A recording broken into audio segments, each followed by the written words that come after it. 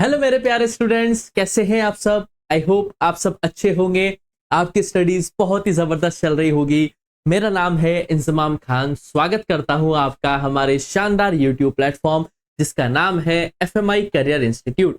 जैसा कि बच्चों आपको पता है कि प्रारंभ सीरीज का कारवा हमारा स्टार्ट हो चुका था और आज हमें बात करनी है business studies class 11 chapter number 2 forms of business organisation के बारे में।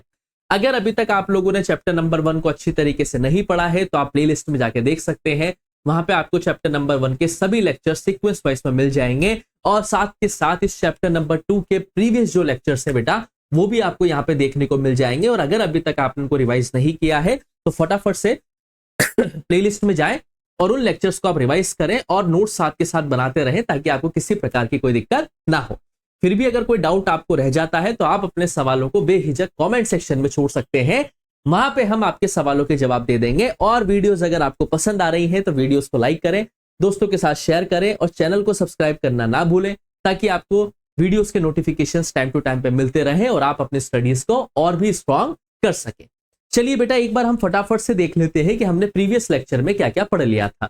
हमने बात करी थी बेटा फॉर्म्स ऑफ बिजनेस ऑर्गेनाइजेशन के इंट्रोडक्शन के बारे में कि आखिर कौन कौन से फॉर्म्स ऑफ बिजनेस ऑर्गेनाइजेशन होते हैं, जिसमें हमने sole proprietorship, partnership firms, Hindu undivided family, cooperative society और कंपनीज एक्ट का एक छोटा सा इंट्रोडक्शन देखा था।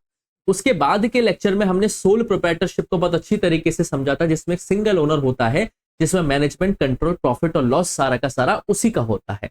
फिर हमने सोल प्रोप्राइटरशिप के फीचर्स को समझने की कोशिश करी, उसके एडवांटेजेस को समझने की कोशिश करी और उसके डिसएडवांटेजेस को समझने की कोशिश करी। देन हमने बात करी पार्टनरशिप फर्म की कि पार्टनरशिप फर्म क्या होती है, पार्टनरशिप फर्म कैसे बनते हैं, क्या माइनर एक पार्टनर बन सकता है, मिनिमम पार्टनर कितने होने चाहिए, मैक्सिमम पार्टनर कितने होने चाहिए, रजिस्ट्रेशन करवाने का प्रोसीजर क्या होता है, ये सारी की सारी चीजें हमने समझने की कोशिश करी थी। उसके बाद हमने बात करी थी बच्चों हिंदू अनडिवाइडेड फैमिली की। ये हिंदू अनडिवाइडेड फैमिली जिसमें एक कर्ता होता है जो एल्डेस्ट मेंबर होता है फैमिली का, जिसकी अनलिमिटेड लायबिलिटी होती है, वहीं पर जो अदर मेंबर्स होते हैं फैमिली के वो को पार्टनर्स होते हैं और जिनकी लायबिलिटी लिमिटेड होती है। तो लास्ट लेक्चर में हमने हिंदू अनडिवाइडेड फैमिली के फीचर्स को समझने की कोशिश करी थी, उसके एडवांटेजेस को समझने की हमने कोशिश करी थी और उसके डिसएडवांटेजेस को हमने क्या किया था बेटा, समझने की बहुत अच्छी तरीके से कोशिश करी थी। आज हमें बात करनी है बेटा types of Hindu undivided family के कौन कौन सी हिंदू अनडिवाइडेड फैमिली जो होती है वो हमारे इंडिया में पाई जाती है। तो आज हमें हिंदू अनडिवाइडेड फैमिली के बारे में समझना है कि types of Hindu undivided family कि कौन कौन सी हिंदू अनडिवाइडेड फैमिली हमें इंडिया के अंदर देखने को मिलती है। क्लियर है बच्चों? देखिए बेटा types of Hindu undivided family के बारे में हम बातचीत कर रहे हैं। तो there are two types of Hindu undivided family. How many types of Hindu undivided family? There are two types of Hindu undivided family. Hindu undivided family, two types of Hindu undivided family are there. एक होते हैं बेटा हमारे दया भागा सिस्टम और एक होता है बेटा मिताक्षरा सिस्टम।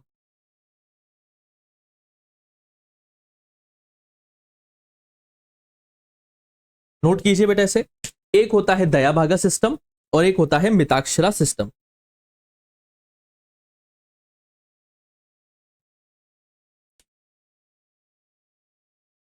मिताक्षरा सिस्टम, ये दो तरीके की हिंदू अनडिवाइडेड फैमिली जो है बेटा इंडिया के अंदर आपको देखने को मिलती है। क्लियर है बेटा? इसमें क्या है, दया भागा सिस्टम क्या होता है बेटा? दया भागा सिस्टम के अंदर जो दोनों जेंडर्स होते हैं यानी कि both male and female, both male and female are both male and female members are can be co-partners। यानी कि दया भागा सिस्टम के अंदर चाहे मेल हो चाहे फीमेल हो वो क्या हो सकते हैं बेटा, वो को पार्टनर्स बन सकते हैं। यानी कि यहां पे हम ये देखते हैं कि दया भागा सिस्टम के अंदर इक्वलिटी को प्रमोट किया जाता है। हम ये कह सकते हैं कि दया भागा हिंदू अनडिवाइडेड फैमिली वाला जो टाइप होता है इसके अंदर मेल और फीमेल दोनों ही क्या कर सकते हैं बेटा, को पार्टनर्स बन सकते हैं। यहाँ पे मेल और फीमेल को इक्वली ट्रीट किया जाता है। यहां पर किसी भी प्रकार का कोई भी आपको डिस्क्रिमिनेशन देखने को नहीं मिलेगा। दया भागा सिस्टम वो सिस्टम होता है जहां पे male and female are to be copartners, यानी कि जहां पे मेल और फीमेल दोनों के दोनों ही क्या बन सकते हैं, को पार्टनर्स बन सकते हैं। यहाँ पे इक्वलिटी को प्रमोट किया जाता है। यहाँ पे किसी भी प्रकार का कोई भी डिस्क्रिमिनेशन आपको देखने को नहीं मिलता है। ये बात आपको यहाँ पे बहुत ही अच्छी तरीके से समझने की कोशिश करनी पड़ेगी। वहीं पर ही अगर हम बात करें बेटा मिताक्षरा सिस्टम की, तो मिताक्षरा में ध्यान रखना एम फॉर मिताक्षरा और M for only male members. इसमें सिर्फ जो मेल मेंबर्स हैं वो ही क्या बन सकते हैं बेटा, को पार्टनर्स बन सकते हैं। यानी कि मिताक्षरा सिस्टम वो होता है जिसमें सिर्फ मेल मेंबर्स को क्या बनाया जा सकता है, को पार्टनर्स बनाया जा सकता है। यानी कि हम कह सकते हैं कि ये वाला जो सिस्टम है ये कहीं ना कहीं मेल ओरिएंटेड सिस्टम होता है। क्या होता है बेटा, मेल ओरिएंटेड सिस्टम होता है। यानी कि इसके अंदर सिर्फ और सिर्फ मेल मेंबर से क्या बन सकते हैं, को पार्टनर्स बन सकते हैं। तो कहीं ना कहीं हमें यहाँ पे इक्वलिटी का अभाव देखने को मिलता है। यानी कि कहीं ना कहीं हमें यहाँ पे लैक ऑफ इक्वलिटी वाला कॉन्सेप्ट जो है देखने को मिलता है। So these are the two types of Hindu undivided family. First one is Daya Bhaga system and the second one is Mitakshara system. Daya Bhaga system के अंदर both male and female members को पार्टनर्स बन सकते हैं। यानी कि इस सिस्टम के अंदर हमें इक्वलिटी देखने को मिलती है जहां पे जेंडर को लेकर किसी भी प्रकार का कोई डिस्क्रिमिनेशन नहीं है। वहीं पर अगर हम बात करें मिताक्षरा सिस्टम की, तो यहाँ पे सिर्फ और सिर्फ मेल मेंबर्स क्या बन सकते हैं बेटा, को पार्टनर्स बन सकते हैं। यानी कि कहीं ना कहीं ये वाला जो सिस्टम होता है ये क्या होता है बेटा, मेल ओरिएंटेड होता है। तो कहीं ना कहीं इस मिताक्षरा सिस्टम के अंदर हमें लैक ऑफ इक्वलिटी का कॉन्सेप्ट देखने को मिलता है। इसी को ध्यान में रखते हुए हमें यहाँ पे एक एक्ट पढ़ना पड़ेगा बेटा जिसका नाम है हिंदू सक्सेशन अमेंडमेंट एक्ट। क्या पढ़ना पड़ेगा बेटा, इसी को ध्यान में रखते हुए हमें हिंदू सक्सेशन अमेंडमेंट एक्ट या बिल जो भी हम कह सकते हैं 2004, इसको हमें समझना पड़ेगा। ये क्या है, हिंदू सक्सेशन अमेंडमेंट एक्ट 2004। जैसा कि हमें पता है बेटा कि हिंदू अनडिवाइडेड फैमिली जो है वो हिंदू लॉस के ऊपर क्या किया जाता है बेटा, उस बिजनेस को रन किया जाता है। याद है कि नहीं याद है बेटा आपको? अब आपको याद रखना है बेटा कि हिंदू सक्सेशन अमेंडमेंट बिल जो है 2004 में जो आया था, पार्लियामेंट ने इसे दिसंबर 2004 में पास किया था। इसका मतलब क्या है, आप पहले सिचुएशन समझिए कि अगर कोई हिंदू फैमिली है और उसके अंदर एक लड़का है और 3 लड़की हैं, तो पिता की जो प्रॉपर्टी है उसके ऊपर सिर्फ और सिर्फ मेल मेंबर यानी कि मेल बेटे का अधिकार होगा, बाकी की बेटियों को उस प्रॉपर्टी के ऊपर कोई अधिकार नहीं होता है। तो कहीं ना कहीं ये हमें इनइक्वलिटी को होते हुए देखने को मिलता है। हिंदू सक्सेशन अमेंडमेंट एक्ट 2004 क्या कहता है, इसके अकॉर्डिंग अमेंडमेंट किया गया कॉन्स्टिट्यूशन के अंदर। अमेंडमेंट का मतलब होता है संविधान के अंदर किसी चीज को बदलना या कुछ चीजों को ऐड करना, ये अमेंडमेंट कहलाता है। इसके अकॉर्डिंग क्या कहा गया कि पिता की जो एंसेस्ट्रल प्रॉपर्टी है यानी कि जो पिता की प्रॉपर्टी है उसके ऊपर जितना अधिकार बेटों का होता है उतना ही अधिकार क्या होगा बेटा, फीमेल्स का भी होगा। कहने का मतलब ये है कि जितना, जैसे मान के चले कि एक फैमिली और उसके अंदर 2 लड़के हैं और 3 लड़कियां हैं, तो उस पिताजी की जो प्रॉपर्टी है वो सिर्फ 2 लड़कों में नहीं बटेगी बल्कि उन 5 बच्चों में बटेगी, जिसमें तीनों की तीनों लड़कियां भी शामिल हो गई है। यानी कि हम ये कह सकते हैं कि हिंदू सक्सेशन अमेंडमेंट एक्ट के अंदर जो एंसेस्ट्रल प्रॉपर्टी है उसमें मेल और फीमेल्स को इक्वली डिस्ट्रीब्यूट किया जाएगा। तो ये वाला जो एक्ट है वो कहीं ना कहीं क्या कर रहा है बच्चों, इक्वलिटी को प्रमोट करते हुए हमें यहाँ पे देखने को मिल रहा है। तो ये बात आपको ध्यान रखनी है बेटा, हिंदू सक्सेशन अमेंडमेंट एक्ट जो है उसके अकॉर्डिंग माँ बाप की जो प्रॉपर्टी होती है उसमें हिस्सा फीमेल्स का भी होगा, चाहे वो फीमेल मैरिड हो या अनमैरिड हो, उससे कोई फर्क नहीं पड़ता है।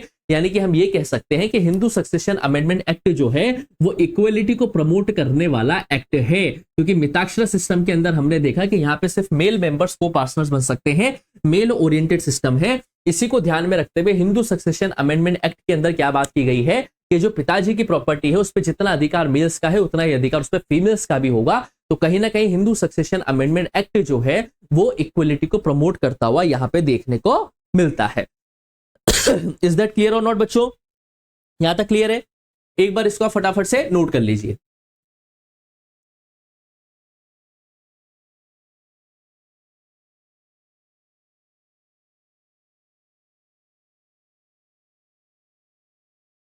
एक बार फटाफट से इसको नोट कर लीजिए।